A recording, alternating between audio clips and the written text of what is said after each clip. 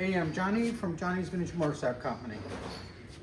We're kind of cleaning out a building right now that's getting ready to fall down, actually. And we're pulling these bikes out of there. This is, I believe, 81 KZ250 CSR. It has a title. I have the motor somewhere, but I've had it for some time and it's just a dead-end project. If you have a bike that needs a frame or whatever, this would be a nice candidate. So we're offering this for sale on our webpage. Looks like electrical system here is pretty complete. Looks like the front fork is complete. Now we will separate this. We will sell parts from this bike if someone needs some parts or something for it. And like I say, I do have a title for it. It's not bad shape.